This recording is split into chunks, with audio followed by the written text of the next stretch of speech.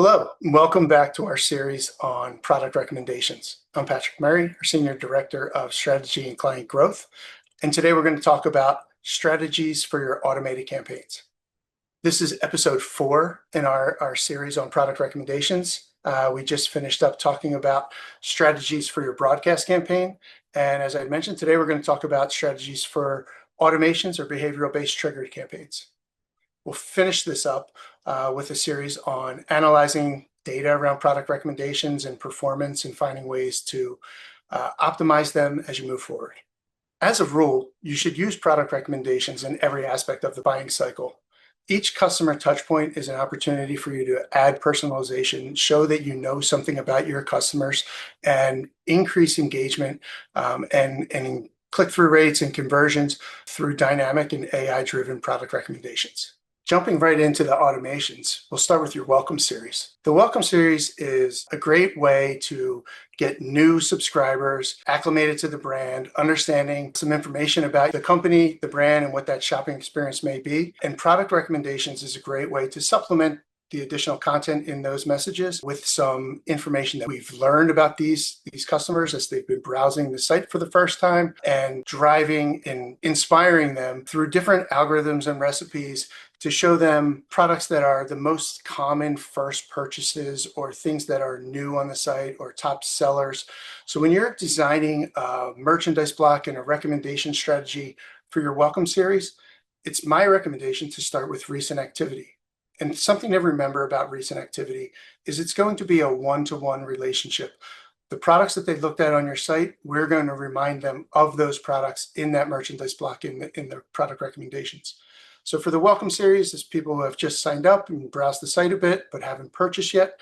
Reminding them of the products that they looked at is a great tier 1 strategy. Now, knowing that a lot of people will sign up before they've even looked at a product, you need to have a reminder that you should always have a 3-tier recipe strategy. So backing up that recent activity logic with top sellers or those gateway products is a great strategy for the Welcome Series. In each one of those ingredients or those recipes, you can take customization or personalization a little deeper by figuring out, where did they sign up from? Someone who signed up at the point of purchase, or in the checkout experience, we likely know more information about them. So not only should the Welcome Series subject line and content recognize them as a recent purchaser, the recipe strategy should be somewhat different because now we know something that they've purchased. So using strategies like purchase this, purchase that is a great way to improve personalization, in that specific touch point. The abandonment suite, or all of your abandonment campaigns, that top level category of page browse abandonment, product browse abandonment, and cart abandonment, are very high converting campaigns. They're also a great opportunity to show that you know who these folks are.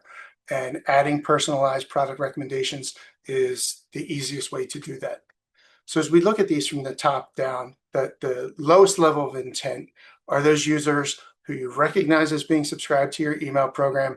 They've been on the site, but they didn't make it down to a PDP. So we know they've browsed some pages, but they didn't actually look at a product. So we don't have a recent activity in that latest session to show them a product that they looked at. So when you're using recent activity in page browse, know that it's going to be products that they looked at in a previous session. So if it's someone who's been to your site often and you know enough about these folks, but in this latest visit, in your opportunity to re-engage them today, the products that you use in recent activity will be from a previous session. They'll be older products. So page browse is similar to the Welcome Series in that a large portion of this audience are going to be people that haven't browsed or purchased, and we don't know a ton of information about them. So here you can level up the recipe strategy to more general top sellers or trending products so that you're recommending things that the majority of your customer base are also browsing and purchasing. Always keep in mind in that 3-tier structure, at the highest level, you want to be as personalized as possible. So increase with preference-based logic like preferred category, subcategory, or brand. And as you get to tier 3, lower down the relevancy for each of those additional ingredients. Product abandonment are the folks that have been looking at products on the site. So these campaigns are typically triggered somewhere between 30 minutes to an hour after someone's been on the site. We know that they've looked at a product. The message itself is most likely going to feature the last product they browsed in the A spot of the message. Supplementing that message with product recommendations is going to be, highly relevant to the product that they just browsed.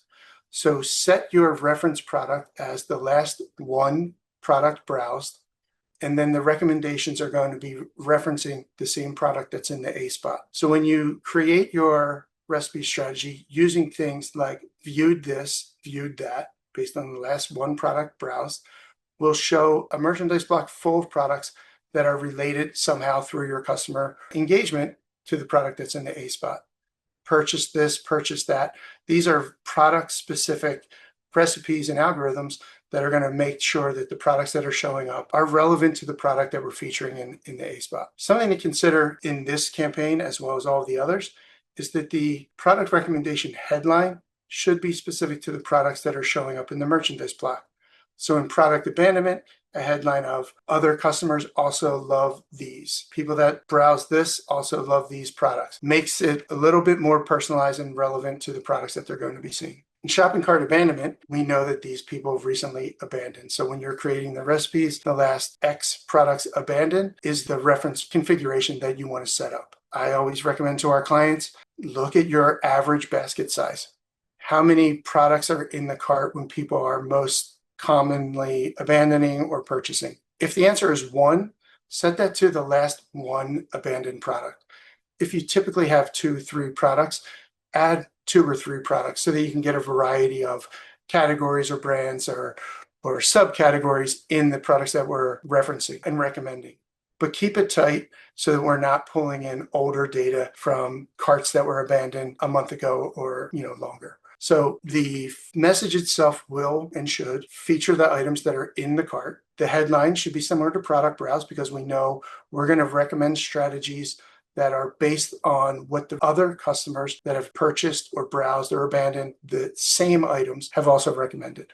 Moving on to post-purchase, right? So we know we have your welcome series, your abandonment suite. Post-purchase, we know a little bit more about these folks. We know products that they've browsed. We know products that they've purchased. In various post-purchase strategies, we can use different algorithms and different recipe strategies. So that thank you message that goes out within the first 7 days of purchase is a great way to use cross-sell messaging. The highest propensity for any customer to become a repeat purchaser is in the first 30 days. And the time from purchase to the 30 days, it starts to decline. So the highest propensity is in the first 3 days. After 7 days, it declines a bit. After 30 days, it starts to decline precipitously. So making sure that you're utilizing a thank you message in your post-purchase journey is my first piece of advice. And then within that, relevant to product recommendations, you want to utilize the information for the last products that they purchased and cross-sell to drive repeat purchasers. When you look at your win-back or reactivation type of messages, people that might have a propensity to churn or people who have churned but have purchased from you at some point, mix up that recommendation strategy. We know that they've purchased, but it's been a while since they've purchased. So you want to pull in things like top sellers, trending, or what's new to reintroduce them and reactivate them to become a more active shopper again. Remember, these messages are a great medium to re-engage people that have purchased and bring them back to the site to start that buying journey again. So in these as well, when you're using a reference of the last product purchase, you want to suppress that reference product so that it doesn't show up in the merchandise block. We know that you purchased a specific shirt, pair of shoes. We want to suppress the reference product that we're going to be pulling in based on the last 1, 2, 3 products they purchased so that it doesn't show up in the merchandise block as well. Product alerts are another unique campaign with different strategies that you want to employ. To cover the alert suite, you have to, again, remember who's going to be receiving this, right? Who is the audience? And each client, each brand has different configurations for some of the alert suite. Something to keep in mind as you're building your recipe strategy for your back in stock alerts is understanding that on an implicit browse-based back in stock alert, folks will stay in a queue that browse the product that is out of stock until that product comes back in stock and we meet the minimum quantity on hand threshold to trigger the alert. In some cases, that could be 7 days, it could be 2 weeks, or it could be 6 months. Someone that browsed the product and it hasn't been deactivated, it hasn't become removed from your product catalog, and it eventually comes back in stock, they will qualify for that message. Similar on the explicit sign up back in stock, they'll stay there until that comes back. There could be a deactivation window where you exit people at a certain date. So think about that when you're writing the recipe strategy, because a recent activity logic could show products that they browsed yesterday, but meanwhile the reference product is from 6 months ago. I encourage people to utilize that recent activity logic because I want to make sure that the recommendations are relevant to their most recent purchase behavior. While they may have several weeks or months ago been in market for product A, they're more recently browsing and shopping for product B, and the recipes will reference that recent activity there. For price drop alerts, very similar, but in this case, you'll set that relevancy window so you know that everybody that will be receiving this message has been on your site in the last 14, 30 days, whatever you have that relevancy window set at. So they've browsed the product, and now that product has been reduced in price. The recommendation ingredient using recent activity or viewed this, viewed that, viewed this, purchased that are really strong strategies to use.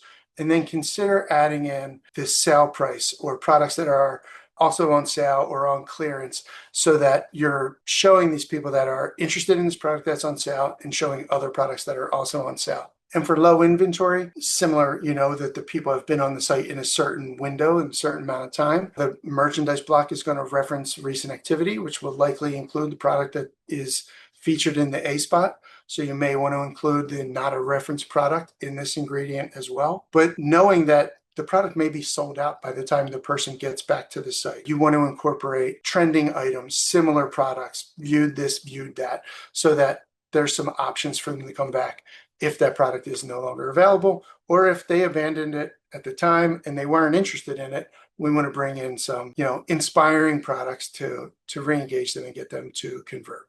Transactional messages are very similar to post-purchase messages when you think of the audience that's going to be receiving it, right? Always keep in mind who is receiving the message, what information do we know about them, and what do we want to show them in this merchandise block. So similar to that thank you message that goes out, a few days after a purchase, the transactional message is going to go out immediately after purchase. And as I mentioned, the highest propensity for someone to buy a second time or become a repeat purchaser is immediately after they've purchased. So if your transactional messages are simply a transactional message with no type of cross-sell or upsell messaging, it's a lost opportunity. So I highly recommend including product recommendations in all of your transactional messages because people open them, read them, and are highly engaged with them. And it's a great opportunity to get them to come back and really shorten up that window between purchases. Similar to the others, suppress the reference product. So we're not recommending a product that they just bought as something that we want to recommend for them. We want to show them similar products. People that purchase this also purchase that, so on and so forth. Test different types of algorithms here, right? Like as I mentioned, just assuming purchase this, purchase that, or frequently purchase together would make the most sense in this case. Always test in and use those other recipes or ingredients as your tier 2 and tier 3 so that you can pull in trending items, what's new, on sale, or clearance for specific audiences as well.